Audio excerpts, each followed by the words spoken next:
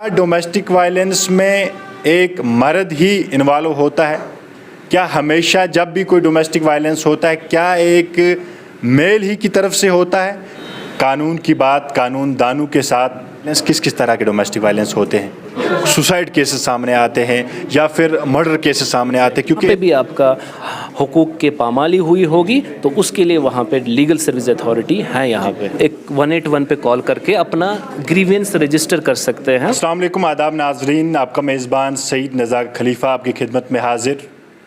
आज के हमारे ख़ास प्रोग्राम कानून की बात कानून दानों के साथ, आज हमारे ख़ास प्रोग्राम में हमारे ख़ास गेस्ट आए हुए हैं जिनका नाम एडवोकेट जुल्फ़िकार आलम साहब है, जो गांदरबल बार एसोसिएशन के वाइस प्रेसिडेंट भी हैं और अपनी जो कानूनी सेवाएं हैं वो भी अंजाम देते हैं गांदरबल कोर्ट में।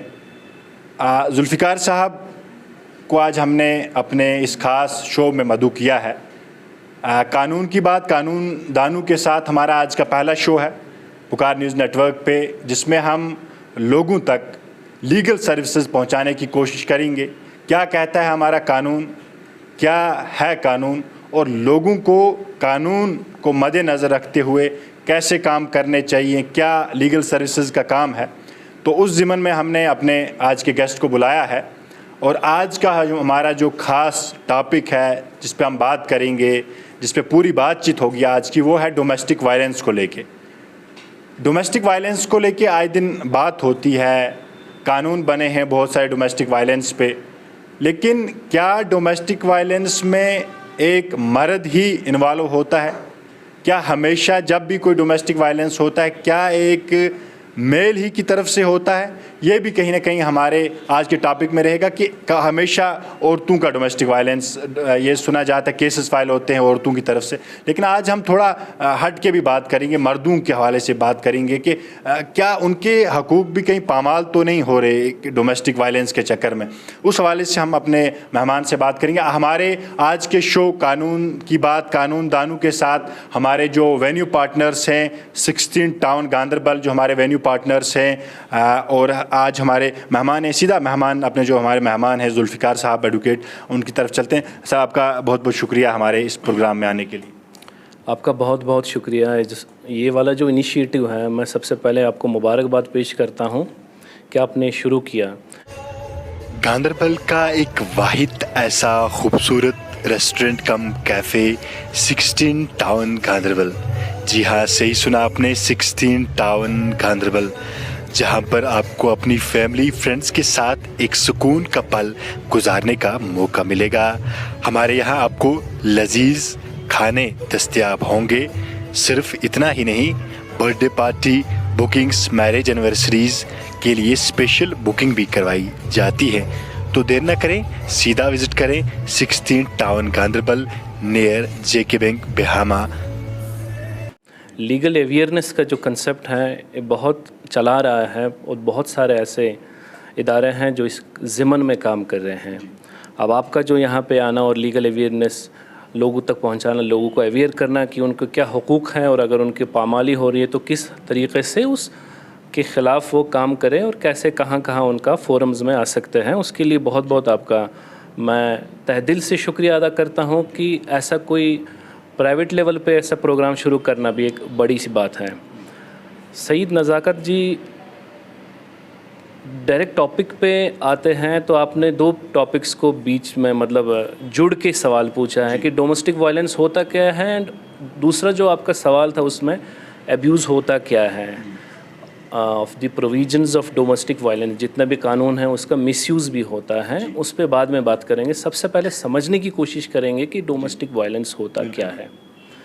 देखिए जी, अगर मैं आम न कि एज अ कानून की किताबों में क्या लिखा है उस तरीके से उस टफ़ वर्ड्स में, बल्कि आम अल्फाजों में अगर मैं बता दूं, अगर किसी भी औरत का शादीशुदा हो वगैरह, अगर उसका वायलेंस हो रहा है घर पे, तशद्दुद उस पर हो रही है, बीट इकनॉमिक तशद्दुद हो, फ़िज़िकल अब्यूज़ हो, सेक्शुअल अब्यूज़ हो, किसी भी तरीके का तशद्दुद है, तो वो एक मान लीजिए वो एक ऐसा एक अमल है कि जिसे कानून की नज़रों में उसे गलत माना जाता है और कानून में उसको बचाव के लिए बहुत सारे तरीक़े हैं। तो बहुत सारे ऐसे एक्ट्स हैं हमारे, जैसे कि 2005 में protection of women from domestic violence act आता है कि जिसमें बहुत अच्छे तरीके से बताया गया है कि अगर ऐसी कोई औरत हो जिसके साथ ऐसा डोमेस्टिक वायलेंस हुआ हो तो उसको क्या करना है, कैसे कोर्ट में आके कैसे उसका प्रोटेक्शन मिलेगा और जहाँ जहाँ पे उसके राइट वायलेट हुए हैं तो कैसे उसको रिड्रेस किया जाएगा। तो वो एक कानून है। इसके अलावा अगर मेंटेनेंस का भी इशू होगा तो ज़ाब्ता फ़ौजदारी जिसे कहते हैं 125 का भी एक एप्लीकेशन आप कोर्ट में कर सकते हो, वहाँ पे भी मेंटेनेंस का मसला आपका हल हो सकता है। इसके अलावा ताज़रात हिंद IPC में भी 498 एक सेक्शन है जिसमें अगर क्रूएलिटी हैरासमेंट अगर एक औरत के साथ किसी रिश्तेदार ने या उसके हस्बैंड ने की होगी तो उसके ख़िलाफ़ पर्चा लग सकता है।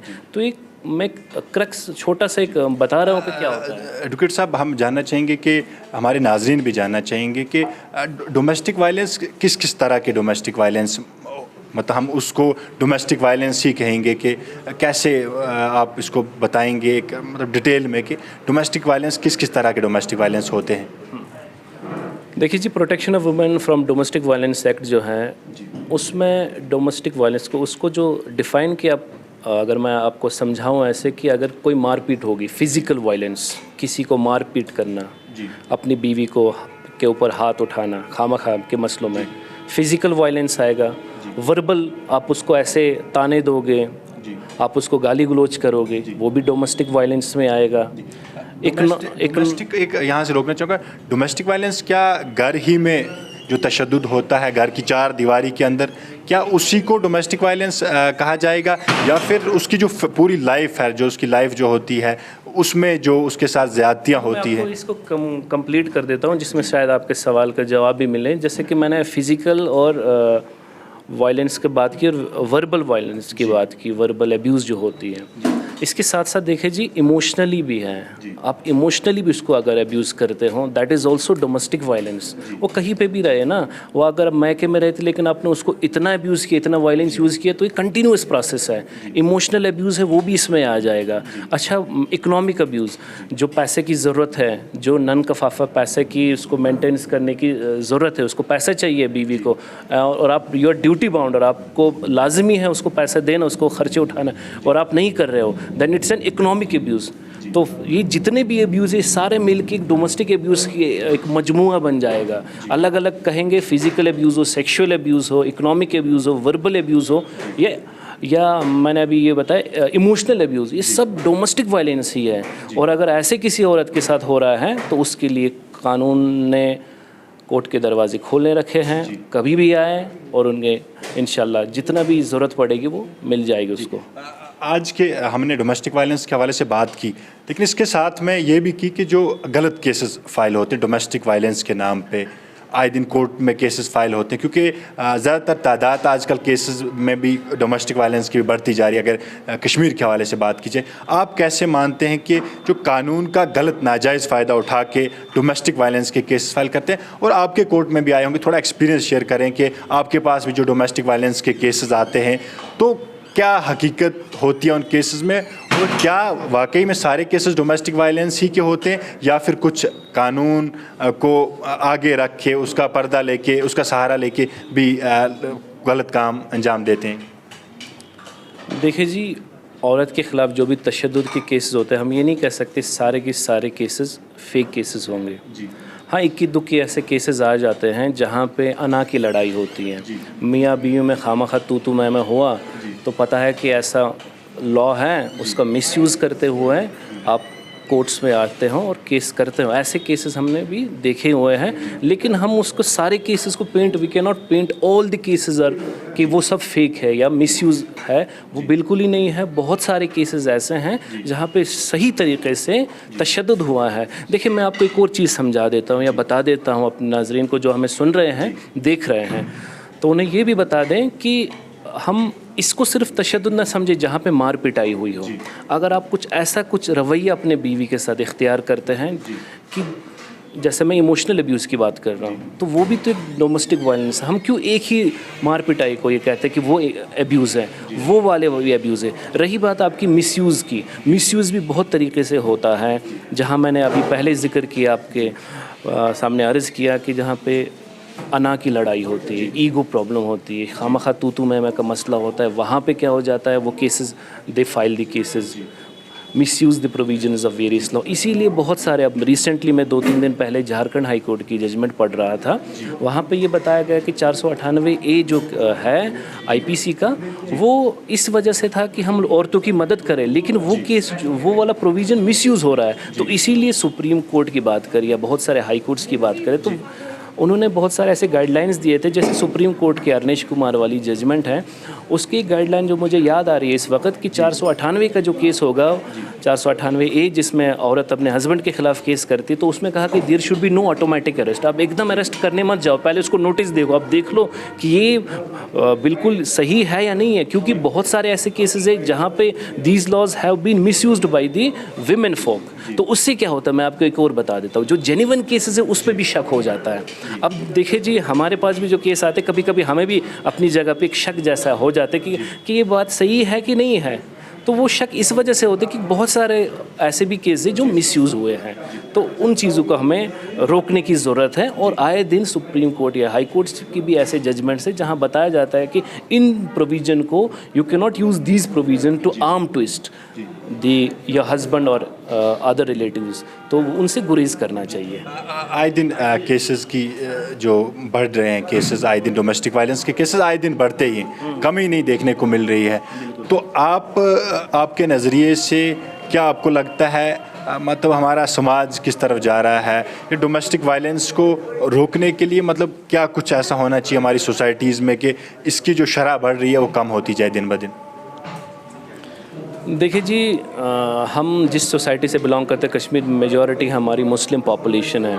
अगर हम शरीयत के तरीक़ों से चलें, जैसे कि हुज़ूर अकरम सल्लल्लाहु अलैहि वसल्लम ने जो हमें इस तरीक़ा सिखाया है, कुरान में जो तरीक़ा सिखाया है कि आपको कैसे अपने बीवी के साथ, अपने रिश्तेदारों के साथ कैसे रहना है, उनका हक़ कैसे अदा करना है, अगर हम उस तरीक़ों से पे चले, सबसे पहले उसकी बात करें, तो इंशाअल्लाह आए दिनों में तो वो चीज़ें मेरे ख़्याल से कम हो जाएगी। अगर हम अपनी लाइफ में शरीयत ले आएंगे, उन तरीक़ों से चलेंगे। अगर नहीं चलेंगे तो लॉज़ भी हैं और उसका मिसयूज़ भी है। तो सबसे पहले मैं जो अपनी जगह पे पर्सनल, मेरा बिलीफ ये है कि हमें उन्हीं तरीक़ों से चलना चाहिए जो तरीक़ा हमारे आका नामवर हज़रत मोहम्मद सल्लल्लाहु अलैहि वसल्लम ने हमें सिखाया कि एक मर्द को कैसे अपने बीवी के साथ रहना है शरीयत के लिहाज से, और एक औरत को कैसे अपने फ़राइज़ और अंजाम देने हैं, और उसका हक़ जो है, और उसका हक़ भी पामाल ना हो जाए औरत का, और वो उस अपने फ़राइज़ भी अंजाम दे। इसी तरह ये दोनों जब साथ में चलेंगे, देखिए जी, अगर ये जो एक टांगा होता है ना, तब वो चलता है जब दोनों पहिए उसके सही सलामत हो। अगर एक पहिए टूट जाए तो चलेगा नहीं। तो दोनों पहियों को साथ में चल के एक फैमिली सोसाइटी को ऐसे बढ़ाना है कि ये जो मिसयूज़ वाला जो कंसेप्ट है इंशाल्लाह निकल जाएगा। वकील साहब, बहुत ज़रूरी है, ज़मीनन भी है ये सवाल करना, क्योंकि हमारे नाज़रीन को इंफॉर्मेशन, प्रॉपर इंफॉर्मेशन मिलनी चाहिए कि केसेस बहुत सारे फ़ाइल नहीं होते हैं, बहुत सारे केसेस फाइल नहीं होते हैं, और वो डोमेस्टिक वायलेंस का इतना ज़्यादा शिकार हो जाते हैं कि उसके बाद इतना बड़ा क्राइम देखने को मिलता है कि सुसाइड केसेस सामने आते हैं या फिर मर्डर केसेस सामने आते हैं। क्योंकि हमारी सोसाइटीज़ में आप लास्ट ईयर्स में आप देखेंगे कि कितने मर्डर केसेस आए जो डोमेस्टिक वायलेंस ही के बाद देखने को मिले। इतना तशद्दुद हुआ कि उसके बाद मर्डर पे बात पहुँचती है, सुसाइड पे बात पहुँचती है। क्या क्योंकि डरते हैं लोग केस फाइल करने से कि पुलिस का चक्कर ना काटना पड़े, ठीक है, तो क्या ज़्यादा पुलिस स्टेशन में ना बुलाया जाए लड़की को, वहाँ पे कोई क्वेश्चनिंग वगैरह ज़्यादा ना हो, तो इस सब चक्कर में डर जाते हैं। तो क्या औरतों के लिए ऐसे भी कानून में उनके लिए है सूरत के वो इन सब में सेफ़ तरीके से केस भी फाइल कर सकें और इनको इन सब झंझटों से भी बच जाएं ये, और अपना केस भी फाइल कर सकें, जहाँ पे आइडेंटिटी, मतलब उनको कहीं ज़्यादा दौड़ धूप ना करनी पड़े? ऐसा भी है कानून में क्या? हाँ, मैं आपको बता देता हूँ कि जहाँ पे डोमेस्टिक वायलेंस का कंसेप्ट, ज़रूरी नहीं कि सिर्फ पुलिस का केस वहाँ फ़ाइल हो जाए। देखिए जी, मैं आपको बता देता हूँ, आपके पास फ़ोन है, आप 181 पे अपना ग्रीवेंस रजिस्टर कर सकते हो। हमारे गांदरबल में सखी सेंटर भी है जो वाइल में होप डिसेबिलिटी सेंटर में चलता है। आप वहाँ जाके अपना मसला रजिस्टर करवा दीजिए, जो आपके साथ तशद्दुद हुआ है, डोमेस्टिक तशद्दुद, वो रजिस्टर करवा दीजिए। उसके अलावा भी आप देख लीजिए कि हम समझते हैं कि जो ये इंसाफ है ये महंगा मिलता है, ऐसा भी नहीं है। ये जो डिज़र्विंग कैंडिडेट्स लोग होंगे, चाहे औरत हो जिनके साथ ऐसे तशद्दुद हुआ हो, उनके लिए हर एक कोर्ट्स में लीगल सर्विस अथॉरिटीज़ भी होती हैं। जैसे हमारे गांदरबल में डिस्ट्रिक्ट लीगल सर्विस अथॉरिटी हैं, वहाँ पे उन्हें फ्री लीगल एड मिलता है। फ्री लीगल एड से मुराद ये है कि उनको कोई पैसा नहीं देना होता है, उनको लीगल सर्विस अथॉरिटी की तरफ से पैनल लॉयर, उनका लिस्ट पैनल होता है लॉयर्स का, उनमें मुफ्त लॉयर भी मिलता है। मतलब आपके कहीं ना कहीं कहने का अर्थ है कि जो गरीब लोग हैं, जो इस खर्चे से बचते हैं, तो उनके लिए भी कुछ लीगल सर्विसेज हैं। मैं बता रहा हूँ, हमारे बहुत सारे केसेस अनरिपोर्टेड होते हैं और वो जेन्युइन केसेस होते हैं, उसमें बिल्कुल सही तरीके से तशद्दुद हुआ होता है। वो इस वजह से नहीं आते हैं, उनको लगता है कि शायद कोर्ट में आना हमारे लिए मुश्किल है, इस वजह से, क्योंकि पैसे का इशू है, इस वजह से कि हम कैसे मतलब मिल पाएंगे लॉयर से, कैसे मिलेंगे। तो उनके लिए मेरा यही कहना है आपके वसादत से कि उनके लिए पहले तो 181 के साथ साथ डिस्ट्रिक्ट लीगल सर्विस अथॉरिटी के भी मुफ्त में आपको लॉयर्स मिलेंगे। आपको अगर औरत हो, आपको लेडीज़ भी वहाँ पे हैं कि वो जो आपको मदद कर सकते हैं, जहाँ पे भी आपका हुकूक के पामाली हुई होगी, तो उसके लिए वहाँ पे लीगल सर्विस अथॉरिटी है यहाँ पे। तो आपका क्या मानना है, क्योंकि हर पुलिस स्टेशन के साथ एक वुमेन सेल को शुरू कर दिया गया है, तो क्या रोल है इस वुमेन सेल का, क्योंकि शायद ये इसके साथ भी कहीं ना कहीं जुड़ा हुआ है। वुमेन सेल का इन पुलिस स्टेशन में क्या रोल है और लोग कैसे फ़ायदा उठा पाएँ इन वुमेन सेल से, कैसे फ़ायदा उठा पाएँ? देखिए जी, वुमेन सेल्स का मैं जो मेरा पर्सनल एक्सपीरियंस है, बहुत हद तक जो तशद्दुद की जो केसेस है वो क्या करते हैं, वो मीडिएशन भी करते हैं। उसमें हस्बैंड साइड को बुला लेते हैं और मसले को वही हल कर देते हैं। तो वो एक अच्छा उनका एक मतलब उनके एक स्टेप्स है। उसके अलावा जो आपका सवाल है कि उनका क्या रोल है, उनका रोल यही है, पुलिस का अगर देखा जाए लिटरल रोल यही है कि उन्हें जहाँ पे तशद्दुद होगा वहाँ पे उनको एफआईआर लगाना है। Because without registering an FIR they can not investigate और इंक्वायर एनी केस।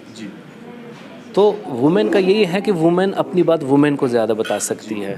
वो उसके लिए it's not possible for a women कि वो अपने चीज़ें शेयर करे किसी मर्द के साथ। तो वुमेन का वो उसमें वो एक अच्छा रोल रहता है मेरे हिसाब से, जिसमें पर्सनल थिंकिंग बिलीफ कि वो वुमेन सेल भी है। लेकिन उनका वो यही है कि उससे भी औरतें डरती है कि हम पुलिस के चक्कर में ना पड़े, क्योंकि पुलिस का चक्कर पड़ेगा शायद फिर वो चीज़ें, फिर ये बड़ काफ़ी मसले हैं, लोगों के अपने सोच है। तो उनसे बचने के लिए मैं नहीं बता रहा हूँ आपको, बल्कि मैं आपको बता रहा हूँ कि एक अल्टरनेटिव और भी है कि protection of women from domestic violence act 2005 में ये सब चीज़ें आपको कोर्ट में भी आप आ सकते हैं, दरख्वास्त कर सकते हैं। अगर आपके पास पैसा नहीं है, जो मैं बता दिया कि लीगल एड आपको मिलेगा, फिर सारे काम आपके इंशाल्लाह सही होंगे। और उसमें बहुत सारी चीज़ें मिलती है, मैं आपको बता देता हूँ। Protection of women from domestic violence जो 2005 में एक्ट पास किया था पार्लियामेंट ने, आपको नन का फाफा मिलेगा, आपके साथ अगर तशद्दुद हुआ है कंपनसेशन मिलेगा, अगर आपकी चीज़ें वगैरह लिए है वो भी मिल जाएंगे, बच्चा आपसे छीन लिया गया है बीवी से, लड़की से, तो उसको कस्टडी ऑर्डर भी मिलेगा। तो ये सारे ऑर्डर, और इंटरिम में भी ऑर्डर मिल सकता है वहाँ पे। तो ये इतना ठीक एक्ट है। अगर इफ़ नॉट मिसयूज्ड, तो लड़की जो जेन्युइन केस होगी, who has been subjected to domestic violence, तो उसके लिए एक्ट बहुत सही है if it is not misuse. जो आपके एक because we are discussing the composite topic, composite है कि हम डोमेस्टिक वायलेंस क्या है एंड इट इज़ मिसयूज।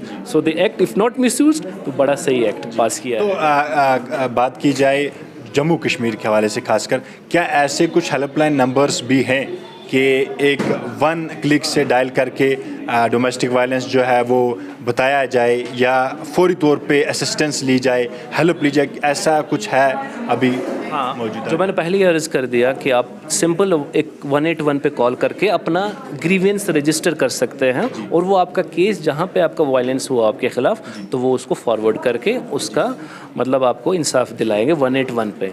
इसी तरह नालसा वाला ऐप है, तो वहाँ पे भी आप अपना ग्रीवेंस का भी रजिस्टर कर सकते हैं एज अ वुमेन। ठीक है, नेशनल लीगल सर्विस अथॉरिटी का ऐप आता है, आप डाउनलोड कर सकते हो प्ले स्टोर से, तो वहाँ पे भी ऐसी चीज़ें हैं, आप अपने रजिस्टर कर सकते हो।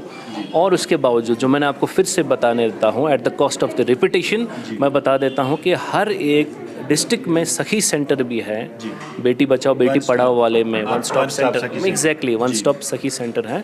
जैसे हमारे गांधरबल की अगर बात करेंगे वाइल्ड होप डिसेबिलिटी सेंटर है, वहाँ बिल्कुल आपके it's at the at door step, तो आप वहाँ जाके अपने मसले को हल करवा सकते हैं, वहाँ पे भी आपका ये हो सकता है।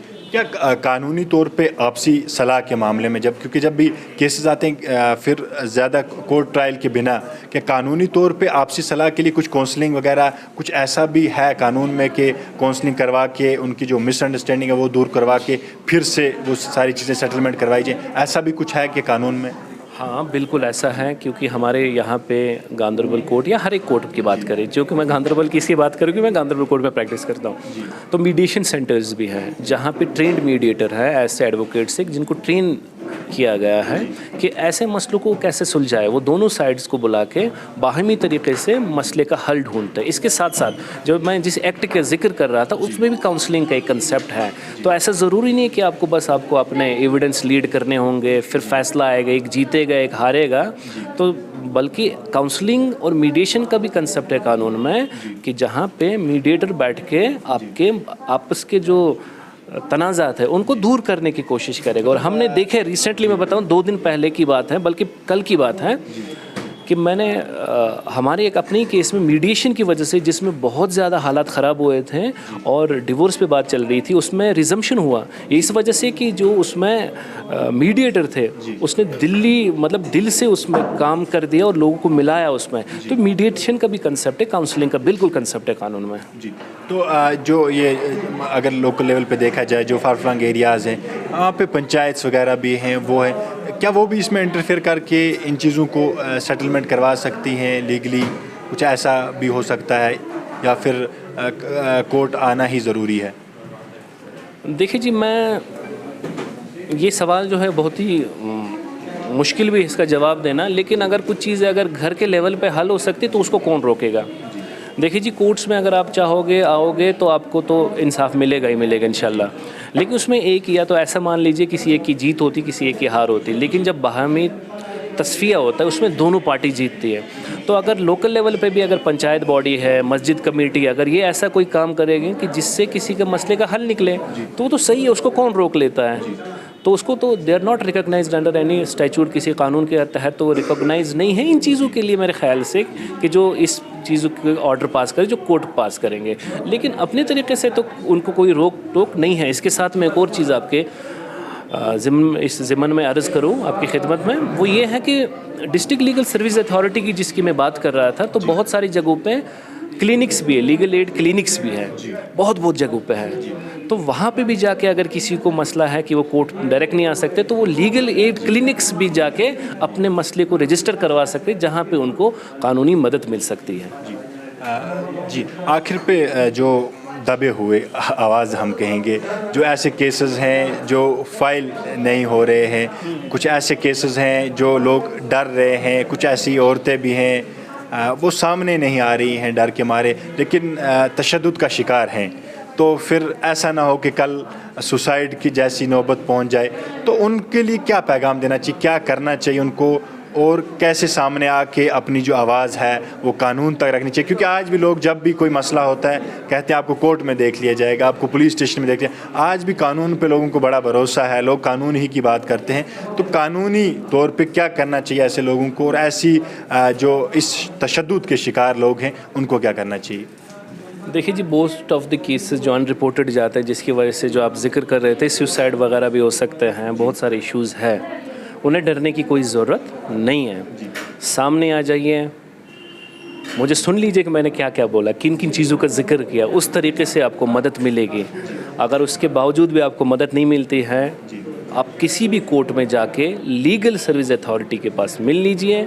मैं इस वक्त जैसे लीगल सर्विस अथॉरिटी की बात कर रहा हूँ, क्योंकि लोग जिस वजह से डरते हैं पैसे वगैरह की वजह से, तो उनको कोई पैसा देने की ज़रूरत नहीं है। वो आपके लिए पैरालीगल वॉलंटियर्स का मैं भूल गया था जिक्र करना, बहुत सारे पैरालीगल वॉलंटियर्स हैं जो इस ज़िम्मन में काम करते हैं, बहुत सारे लोगों को मदद करते हैं। आप उनसे मिल लीजिए, अपने मसले को रजिस्टर कीजिए, जहाँ पे आपका राइट वायलेट हुआ है उसके लिए रेमेडी है, उसके लिए रेमेडी कोर्ट्स है। ये मत समझ लीजिए कि कोर्ट्स मदद नहीं करती है, बिल्कुल कोर्ट्स आपके लिए खड़ी है। और ऐसे लोगों के लिए, डेस्टिट्यूट लेडीज़ हो, ऐसे लोग जिनको इस तशद्दुद के शिकार हुए हो, उनके लिए मदद के लिए कोर्ट्स हमेशा खड़े हैं, लॉयर्स खड़े हैं, लीगल सर्विस अथॉरिटी भी उनकी मदद के लिए हैं। या जिन चीज़ों का मैंने जिक्र किया, आप अपना केस रजिस्टर कीजिए और उन लोगों को सबक सिखाइए कि जो आपके ख़िलाफ़ ऐसा कुछ करते हैं।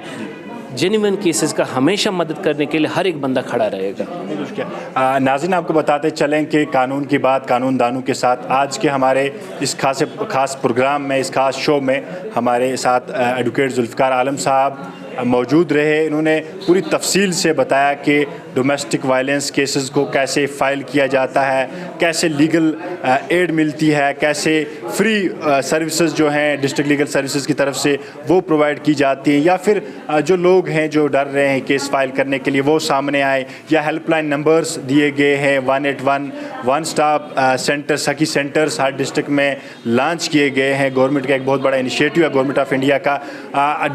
कानून की बात कानून के साथ हमारे शो में हम अपने नाजरीन तक कानून की सही बात पहुंचाने की कोशिश करते हैं। और अगर आपकी कोई राय होगी, आपका कोई सवाल होगा, ज़रूर कमेंट बॉक्स में सवाल कीजिएगा, या हमारे जो फ़ोन नंबरात हैं आप उन पे अपने सवालात डाल सकते हैं। कोई भी लीगल हेल्प अगर आपको चाहिए होगी, आप उस पर अपनी जो मसाइल हैं, मसले हैं वो डाल सकते हैं, और कुछ सवालात हैं वो डाल सकते हैं। दूसरे शो में हम ज़रूर वो सवालात पूछने की कोशिश करेंगे। और उसके साथ साथ आपको बताते चलें कि कानून की बात कानून के साथ आज के हमारे शो के जो पार्टनर्स हैं 16 टाउन गांदरबल, जो हमारे पार्टनर्स हैं जो शो में हमारे साथ हैं, तो ये वेन्यू पार्टनर्स भी हैं हमारे। तो अब दीजिए अपने मेज़बान सईद नज़ार खलीफा को इजाज़त। अल्लाह ने चाहा दूसरे शो में मुलाकात होगी आपके साथ, तब तक के लिए अल्लाह हाफिज़ वना। गांदरबल का एक वाहिद ऐसा खूबसूरत restaurant cum cafe 16 town Ganderbal. जी हाँ, सही सुना आपने, 16 टाउन गांदरबल, जहाँ पर आपको अपनी फैमिली फ्रेंड्स के साथ एक सुकून का पल गुजारने का मौका मिलेगा। हमारे यहाँ आपको लजीज खाने दस्तयाब होंगे। सिर्फ इतना ही नहीं, birthday party bookings, marriage anniversaries के लिए स्पेशल बुकिंग भी करवाई जाती है। तो देर ना करें, सीधा विज़िट करें 16 टाउन गांदरबल नियर जेके बैंक, बिहामा।